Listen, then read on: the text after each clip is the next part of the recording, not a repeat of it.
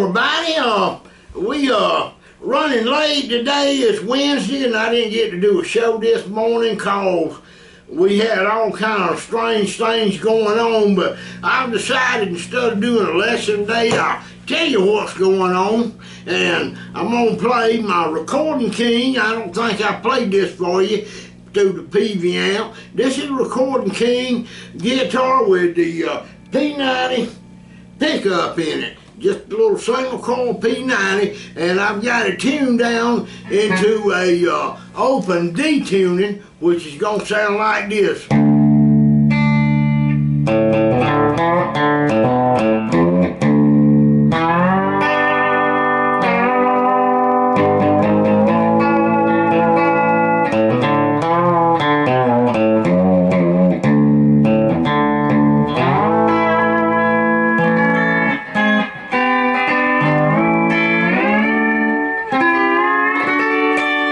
Got some good low bass, good highs.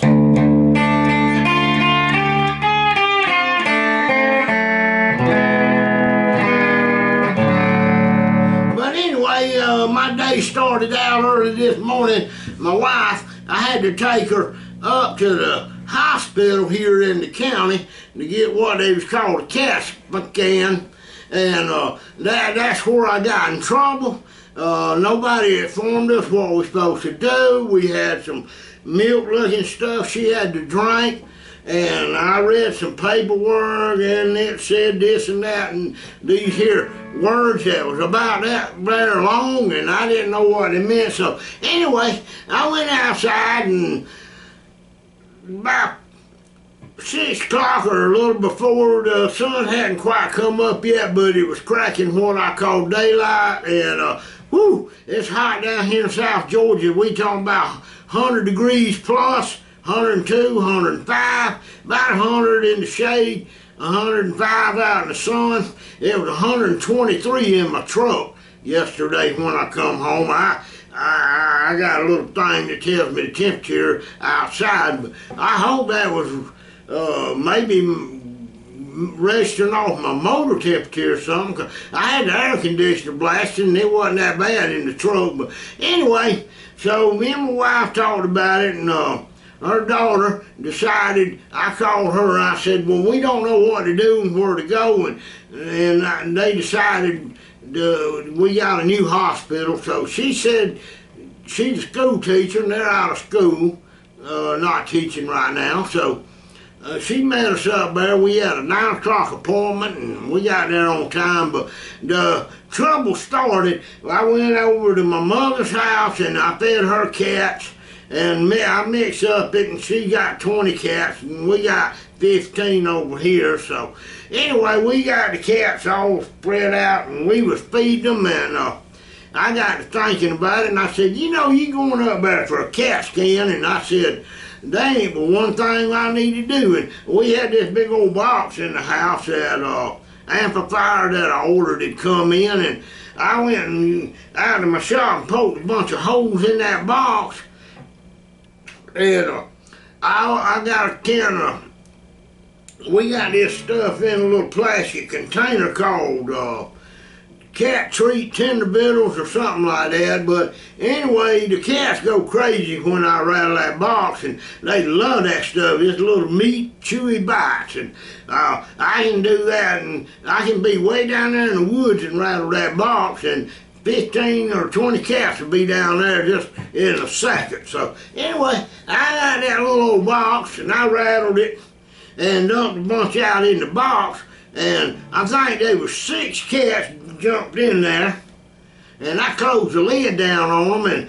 I took a piece of string and tied it around them, and the cats, they were just having a ball eating, and that was our 6 or 7 best mannered cats, because they follow you everywhere, and they just as sweet.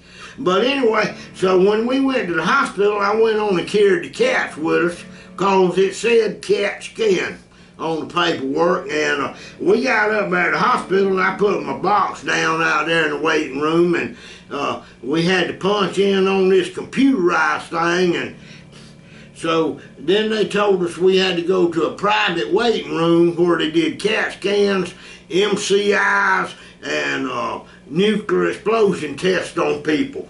And and drilling into your brain, however they call that, brain tap or something. They got this big drill press set up that people stick their head under and get their brains tapped. But anyway, we were sitting back there, and the cats, they got restless. And of course, luckily, I was smart. I brought some of them treats with me, put them in my pocket.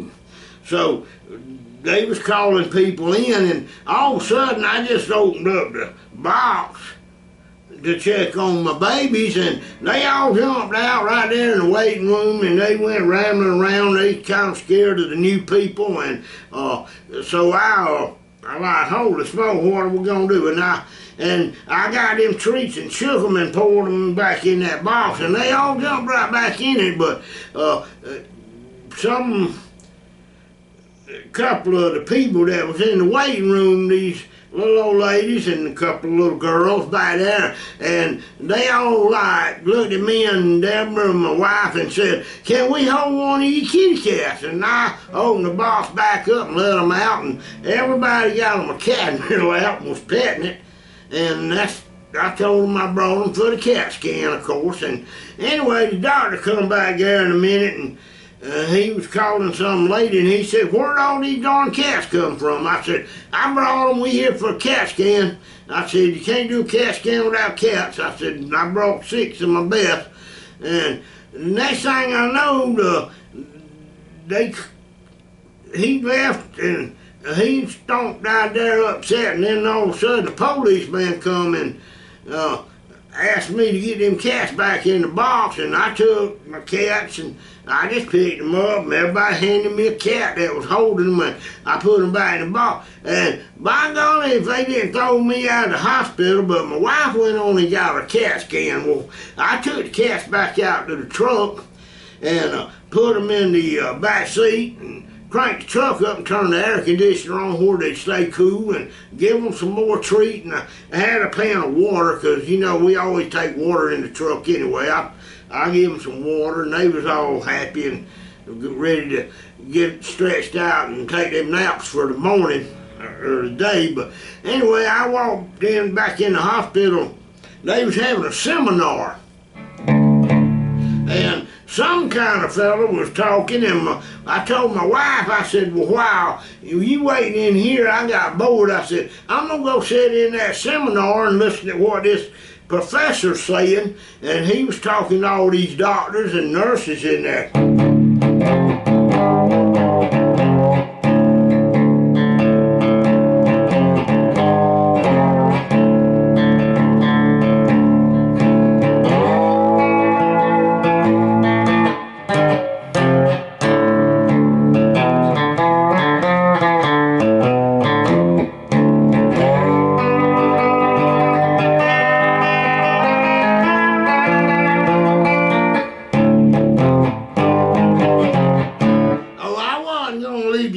I'm going to tell you about the seminar. There was this professor saying they done a study at 7 colleges, and I don't know who studies this kind of thing, because it was crazy to me, but he said that during this study they took these earthworms and these worms, and they put them in a jar.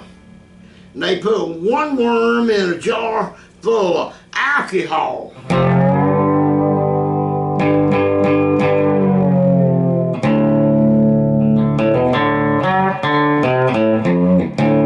They took another worm and put him in a jar full with cigarette butts and cigarette smokes.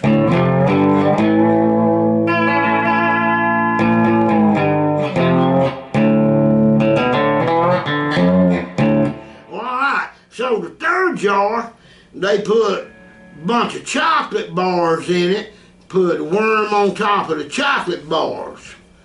And he said that's where the study started, and they learned something. The last jar, there was one jar left, and they filled it with good dirt from the ground and the earth, and put a little bit of water in it for him and a little bit of cornmeal for feed. So he said during the study, it didn't take long for him to figure it out. The first worm that they put in alcohol, pour on worm, he was dead. Yep, dead as a hammer. Now the second worm they had put in that jar of cigarette smoke and ashes, and he was dead. Deader than a doornail, folks. All right. The third worm they dropped in that jar of chocolate. They studied him and determined he was dead. So he had passed away from chocolate. Alright, the third worm that they put in the jar of clean earth from the ground with a little water and cornmeal. Oh, by golly, he was still alive. Just as healthy as ever. So the professor said, with this study being concluded, can anybody tell me what our results of finding was? Well, that's when I shouldn't have been there probably.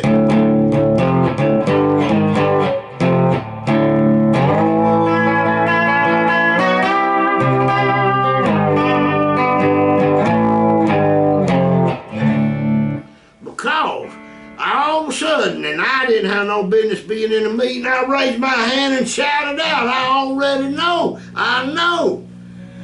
And he said, what is it? I said, well, the conclusion is, if you drink alcohol, and if you smoke cigarettes, and if you eat chocolate, you ain't gonna have no worms. Ha! And they escorted me out of the seminar for just no reason.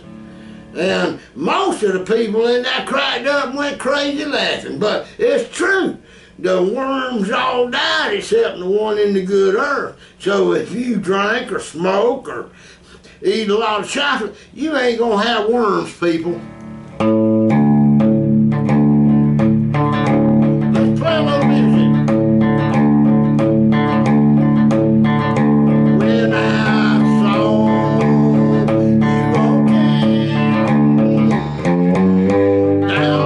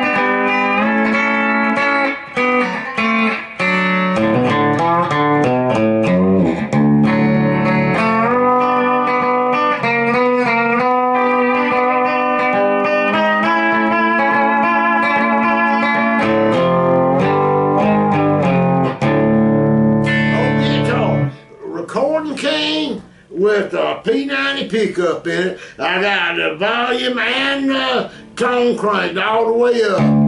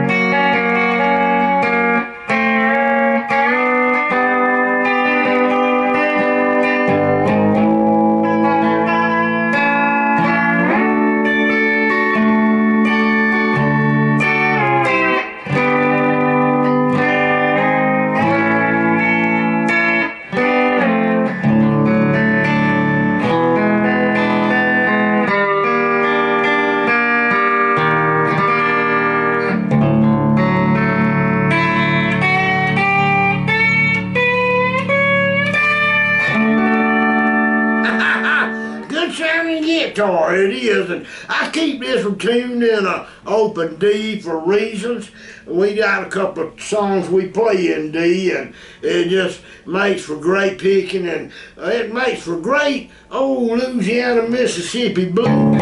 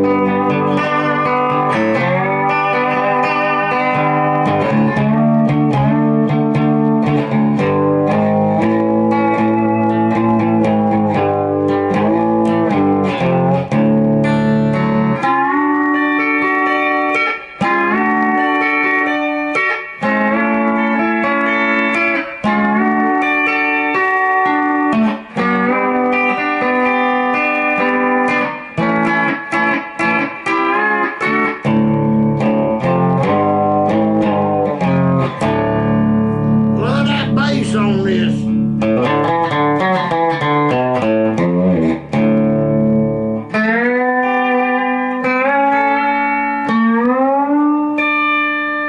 And I'm playing in the key of D in open D.